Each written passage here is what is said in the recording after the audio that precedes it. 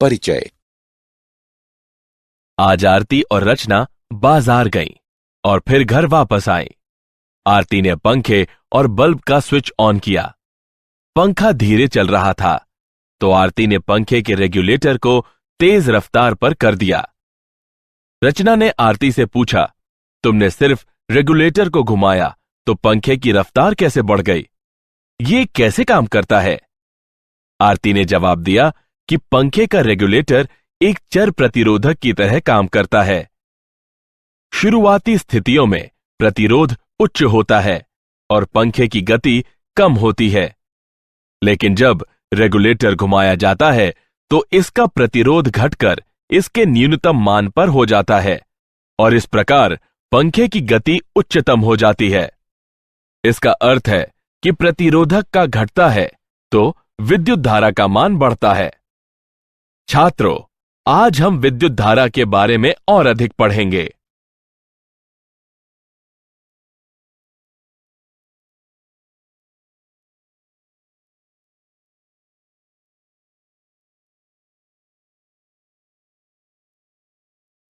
उद्देश्य।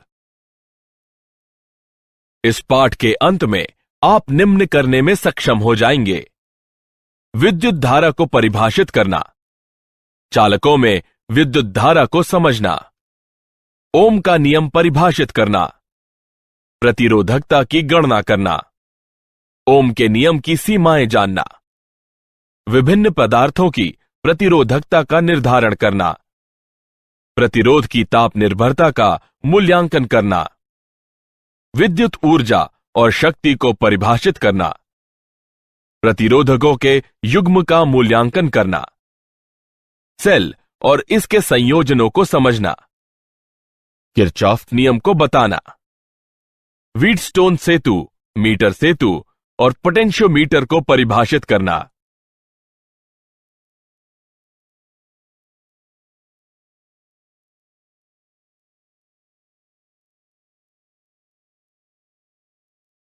विद्युत धारा किसी पृष्ठीय क्षेत्रफल से एकांक समय में प्रवाहित होने वाले आवेश की दर को विद्युत धारा कहते हैं। मान लीजिए डेल्टा टी समय में कुल आवेश डेल्टा क्यू क्षेत्र से प्रवाहित होता है। औसत विद्युत धारा डेल्टा बटे डेल्टा होगी। यदि आवेश का प्रवाह स्थिर नहीं है तो तात्क्षणिक विद्युत धारा डी क्यू बटे डी टी होती है। धारा का एसआई मात्रक एम्पियर होता है। धारा का प्रवाह इलेक्ट्रॉन के प्रवाह के विपरीत दिशा में होता है। विद्युत धारा की दिशा धनात्मक आवेशों के प्रवाह की दिशा में ली जाती है।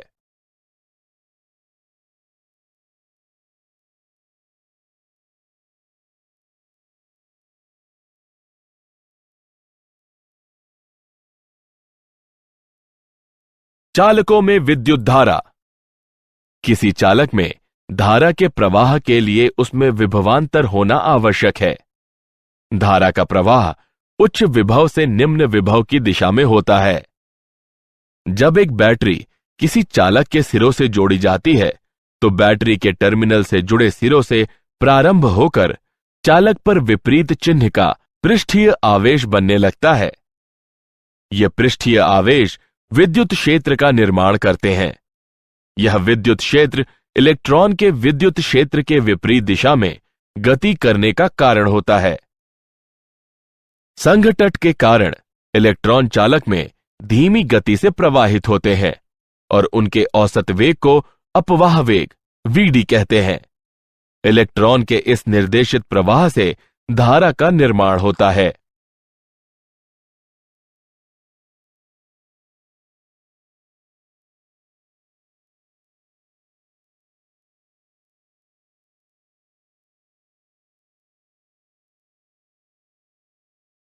ओम का नियम। ओम के नियम के अनुसार किसी चालक धातु का विभवांतर उसमें प्रवाहित विद्युत धारा के अनुक्रमानुपाती होता है या V बराबर IR, जहां अनुपातिकता स्थिरांक R को चालक पदार्थ की प्रतिरोधकता कहते हैं। प्रतिरोधकता का SI मात्रक ओम होता है। कोई भी विद्युत यंत्र जो विद्युत धारा के प्रवाह का एक निश्चित मात्रा में प्रतिरोध करे तो उसे प्रतिरोधक कहते हैं। हम प्रतिरोध को इस चिन्ह द्वारा व्यक्त करते हैं। हम कल्पना करते हैं कि I लंबाई के एक तार में समरूप विद्युत क्षेत्र E और अनुप्रस्थ भाग का क्षेत्रफल A है। तार के सिरों के बीच विभवांतर दिया है V बराबर EI, लेकिन I बराबर A बटे रो L गुणन V, जहां रो पदार्थ की प्रतिरोधकता है। उपरोक्त समीकरण में I का मान रखिए, हमें प्रतिरोधकता का मान प्राप्त होता है जो कि रो L बटे A बराबर है। हम यह निष्कर्ष निकालते हैं कि किसी तार का प्रतिरोध उसकी लंबाई के समानुपाती और अनुप्रस्थ काट क्षेत्रफल के व्युक्त क्रमानुपाती होता है।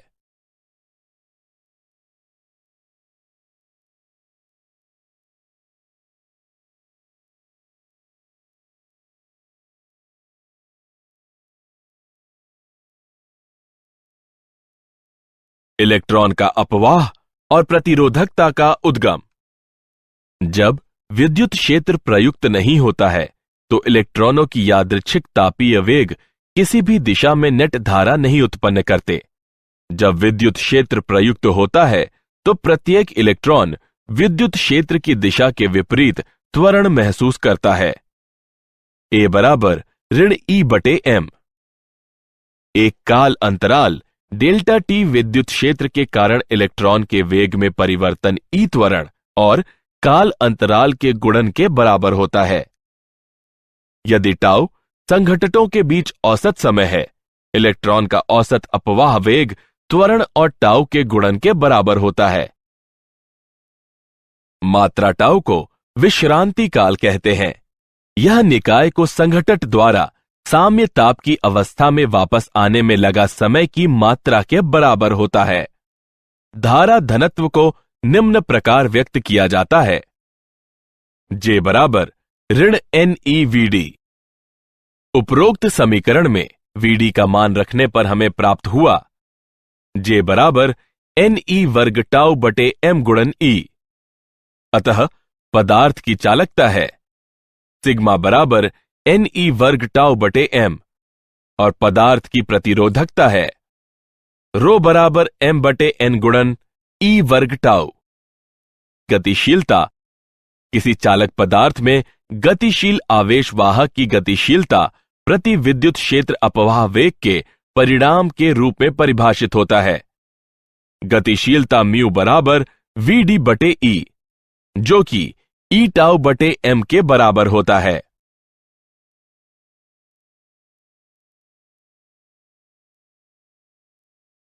ओम के नियम की सीमाएं। हालांकि ओम का नियम बहुत से पदार्थों के लिए सत्य पाया गया है, फिर भी विद्युत परिपथ में प्रयुक्त ऐसे कई पदार्थ और यंत्र हैं जिनमें V और I में समानुपातिकता नहीं होती। विचलन निम्न प्रकार के होते हैं।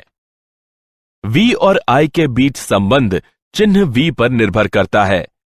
V के परिमाण को स्थिर रख उसकी दिशा उलट देने पर उसी परिमाण की धारा उत्पन्न नहीं करता जैसा कि I विपरीत दिशा में करता है। V I के समानुपाती नहीं रह जाता। समान धारा V के लिए I के एक से अधिक मान होते हैं। इस तरह का व्यवहार करने वाला एक पदार्थ गैलियम आर्सेनाइड है।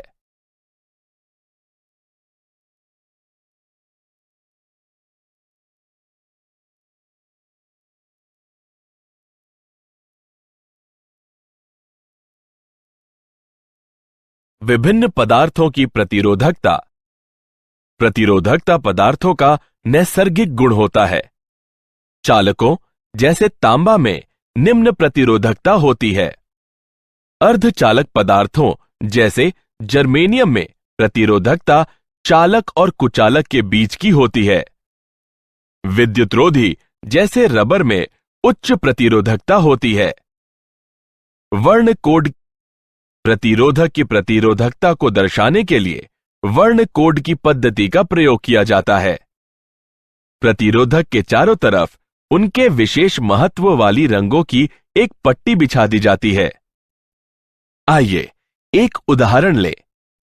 दिए गए प्रतिरोधक के लिए पीला 4 को व्यक्त करता है, बैंगनी 7 को व्यक्त करता है, लाल 10 की घात 2 को व्यक्त करता है और सुनहरा 5% को व्यक्त करता है। उपरोक्त आंकड़ों को एकत्रित करने पर दिए गए प्रतिरोध की कुल प्रतिरोधकता 5% सहता मान के साथ 47 गुणन 10 की घात 2 होगी।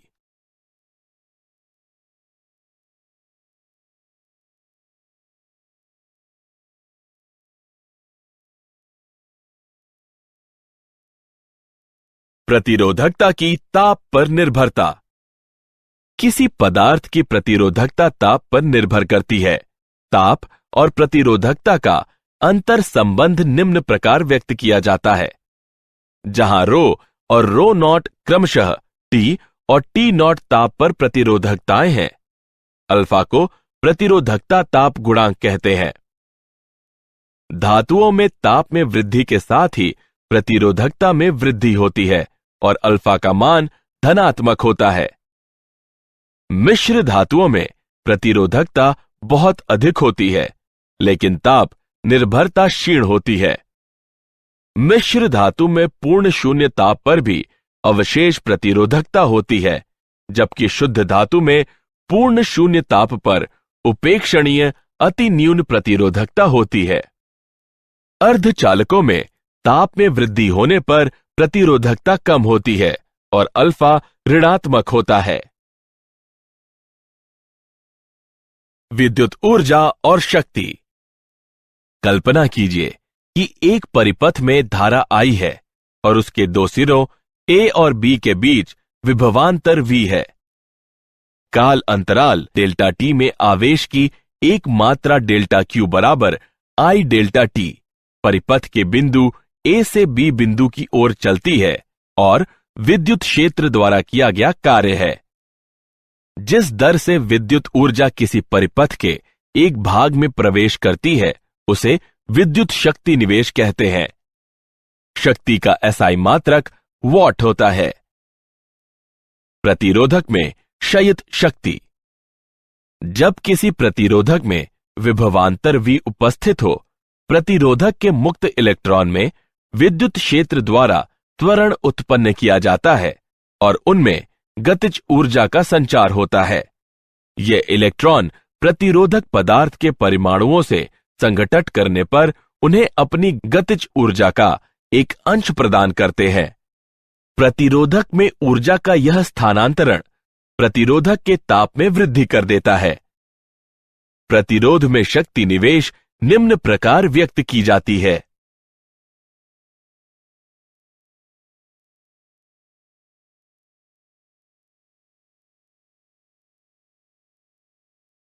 प्रतिरोधकों का संयोजन। दो या अधिक प्रतिरोधकों को किसी भी मात्रा के वांछित मात्रा का तुल्य प्रतिरोध प्राप्त करने के लिए एक दूसरे से एक निश्चित क्रम में संयोजित किया जा सकता है। प्रतिरोधकों के संयोजन सा समतुल्य प्रतिरोध को एक ऐसा एकल प्रतिरोधक माना जाता है जो पूरे संयोजन के वोल्टेज और शेष परिपथ की धारा I में परिवर्तित किए बगैर संयोजन को प्रतिस्थापित कर देता है। प्रतिरोधकों के संयोजन के दो प्रकार हैं, श्रेणी संयोजन और पार्श्व संयोजन। श्रेणी में प्रतिरोध। प्रत्येक प्रतिरोधक में प्रवाहित धारा ही संयोजन में प्रवेश करने वाली धारा होती है। पूरी श्रेणी संयोजन का विभव पात सभी प्रतिरोधकों के विभव पातों के योग के बराबर होता है। श्रेणी में प्रतिरोधकों की किसी भी संख्या के लिए समतुल्य प्रतिरोधक सभी प्रतिरोधकों के योग के बराबर होता है। समतुल्य प्रतिरोध श्रेणी संयोजन के सबसे बड़े प्रतिरोध से बड़ा होता है।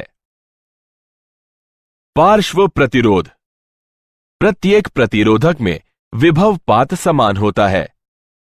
संयोजन में प्रवेश करने वाली कुल धारा सभी प्रतिरोधकों की धारा के योग के बराबर होती है। पार्श्व में प्रतिरोधकों की किसी भी संख्या के लिए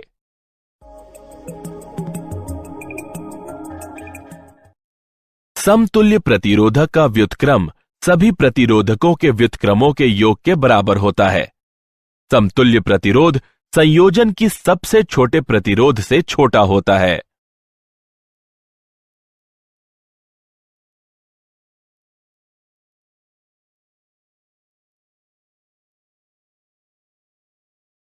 उदाहरण, आइए प्रतिरोधकों के संयोजन का एक उदाहरण लें।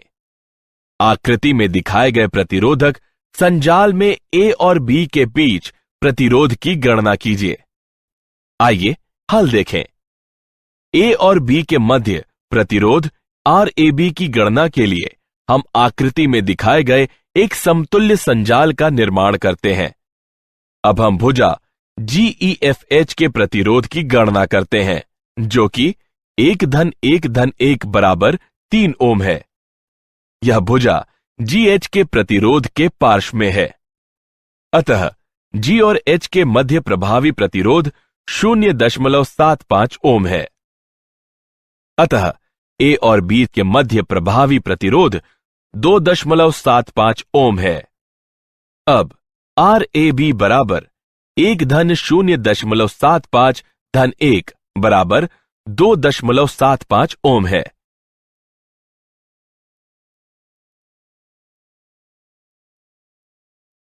सेल किसी प्रतिरोधक में धारा के स्थायी प्रवाह के लिए संपूर्ण प्रतिरोधक में विभवांतर को बनाए रखता है। जब धारा प्रवाहित होती रहती है तो सेल के ऋणात्मक टर्मिनल पर धनात्मक आवेश एकत्रित होते रहते हैं।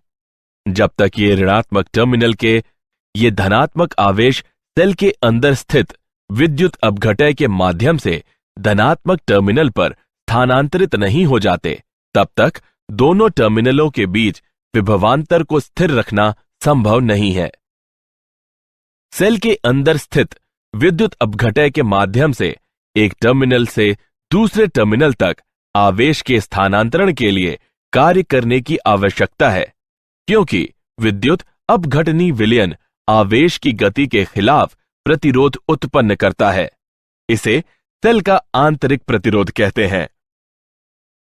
EMF सेल के अंदर निम्न विभव वाले टर्मिनल से उच्च विभव वाले टर्मिनल की तरफ आवेश की गति के लिए प्रति एकक आवेश में किए गए कार्य को विद्युत वाहक बल EMF कहते हैं। सेल का EMF होता है E बराबर I गुणे R प्लस R। यहां R वाह प्रतिरोध है, R आंतरिक प्रतिरोध है, I परिपथ में उपस्थित धारा है। एक आदर्श सेल में 0 आंतरिक प्रतिरोध होता है। परिपथ में प्रयुक्त वोल्टता सेल के EMF के बराबर होती है।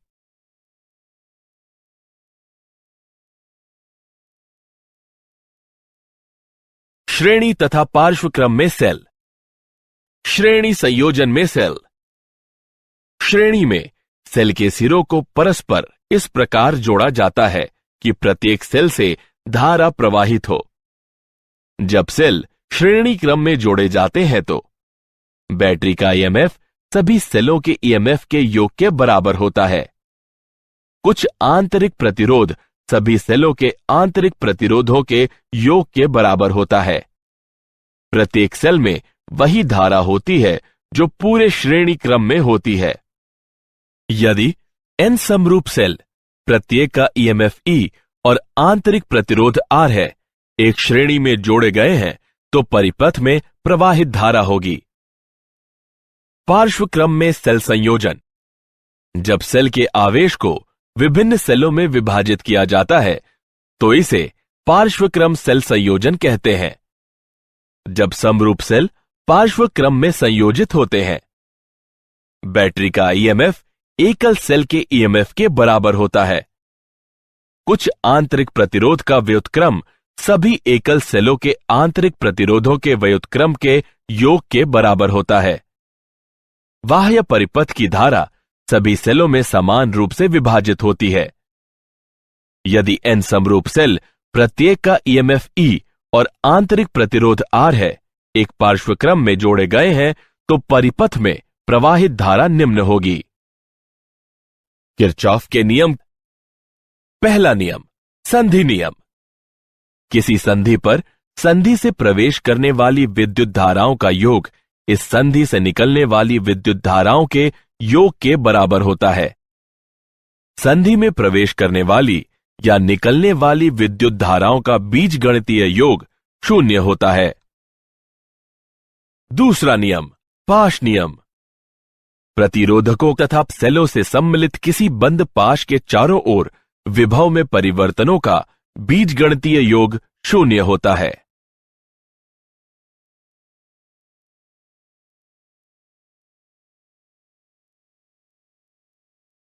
व्हीटस्टोन सेतु। व्हीटस्टोन सेतु एक यंत्र है जिसका प्रयोग अज्ञात प्रतिरोध के मापन के लिए किया जा सकता है। इसमें एक बैटरी, एक गैल्वेनोमीटर तथा 4 प्रतिरोधकों का नेटवर्क होता है। धारा I संधि A से प्रवेश करती है, जहां यह धारा I1 और I2 धारा में विभाजित हो जाती है। गैल्वेनोमीटर संधि C और D के मध्य सेतु का निर्माण करता है। प्रतिरोधों का मान व्यवस्थित करके गैल्वेनोमीटर में धारा का मान 0 कर दिया जाता है, जो 0 विक्षेप द्वारा इंगित होता है। इस स्थिति में सेतु को संतुलित कहते हैं। संतुलन सेतु के लिए शर्त है। व्हीटस्टोन सेतु उस स्थिति में सर्वाधिक संवेदनशील होता है जब प्रतिरोध R1 और R2 के परिमाण की कोटि समान हो।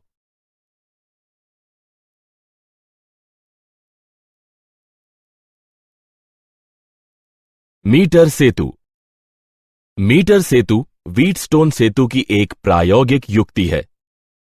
यह यंत्र 1 मीटर लंबे एक समान अनुप्रस्थ काट क्षेत्रफल वाले तार से निर्मित होता है, जिसे 2 टर्मिनलों A और C के बीच एक लकड़ी की पट्टी पर एक समानांतर मीटर स्केल, जो तार के किसी भी भाग की लंबाई माप सकती है, के साथ कस दिया जाता है।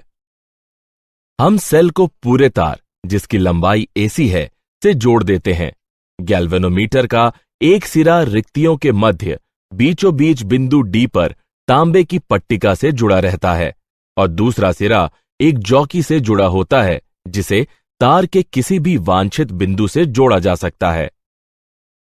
एक प्रतिरोध बॉक्स R रिक्ति G1 से जुड़ा होता है और अज्ञात प्रतिरोध S रिक्ति G2 से जुड़ा होता है। संतुलन की अवस्था में हम पाते हैं, अज्ञात प्रतिरोध की गणना के लिए हमें केवल संतुलन लंबाई ही की शुद्ध परिगणना करनी होती है।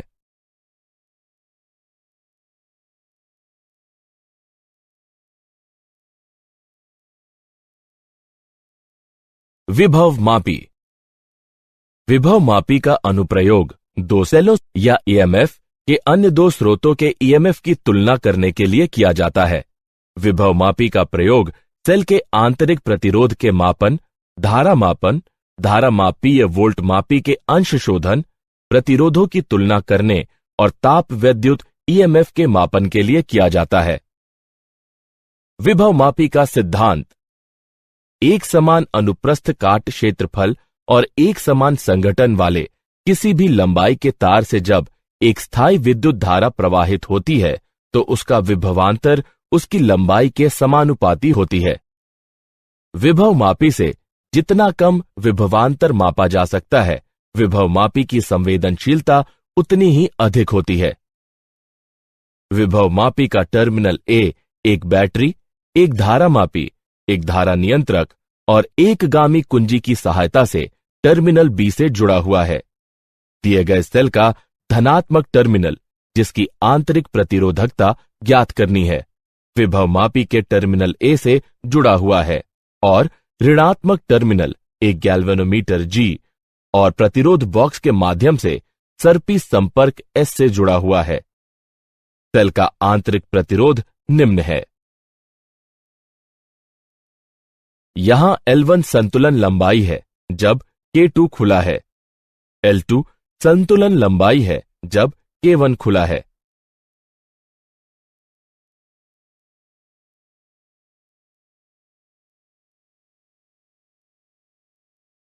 क्या आप जानते हैं, जॉर्ज साइमन ओम विद्युत धारा का विद्युत वाहक बल मापना चाहते थे। उन्होंने पाया कि कुछ चालक अन्य से बेहतर कार्य करते हैं और उन्होंने उनके अंतर का निर्धारण किया। उन्होंने कुछ समय तक ओम के नियम की घोषणा के लिए प्रतीक्षा की, क्योंकि उनके मित्रों को उनका सिद्धांत स्वीकार नहीं था। प्रतिरोध का मात्रक उन्हीं के नाम पर रखा गया है। तड़ित वायुमंडल में विद्युत का प्रक्षेपण होता है। तड़ित विद्युत करीब 2,10,000 किलोमीटर प्रति घंटा की दूरी तय कर सकती है और इसका ताप 30,000 डिग्री सेल्सियस तक पहुंच जाता है।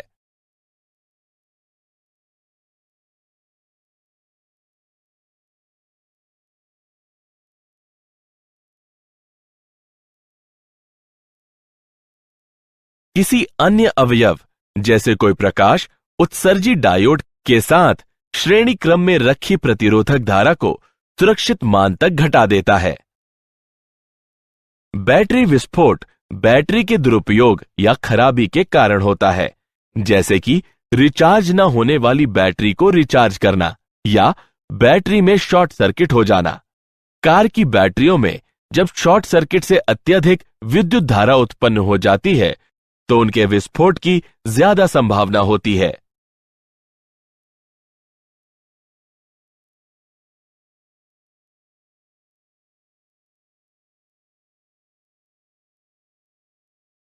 सारांश।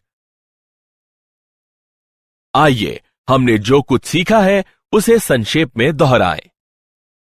किसी पृष्ठीय क्षेत्रफल से एकांक समय में प्रवाहित होने वाले आवेश की दर को विद्युत धारा कहते हैं। संघटन के कारण इलेक्ट्रॉन चालक में धीमी गति करते हैं और उनके औसत वेग को समवाह वेग कहते हैं। ओम का नियम बताता है कि किसी चालक पदार्थ का विभवांतर उससे प्रवाहित होने वाली धारा के अनुक्रमानुपाती होता है। किसी चालक पदार्थ में गतिशील आवेश वाहक की गतिशीलता प्रति एकांक विद्युत क्षेत्र में अपवाह वेग का परिमाण होती है। प्रतिरोधकों के संयोजन से समतुल्य प्रतिरोध को एक ऐसा एकल प्रतिरोध माना जाता है जो पूरे संयोजन के वोल्टेज और शेष परिपथ की धारा में परिवर्तित किए बगैर संयोजन को प्रतिस्थापित कर देता है।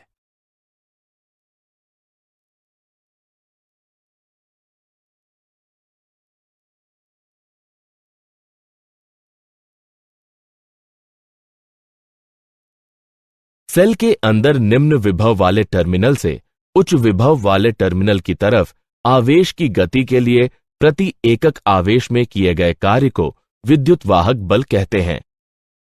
किरचॉफ का पहला नियम बताता है कि किसी संधि पर संधि से प्रवेश करने वाली विद्युत धाराओं का योग इस संधि से निकलने वाली विद्युत धाराओं के योग के बराबर होता है। किरचॉफ का दूसरा नियम बताता है कि प्रतिरोधकों तथा सेलों से सम्मिलित किसी बंद पाश के चारों ओर विभव में परिवर्तनों का बीजगणितीय योग शून्य होता है।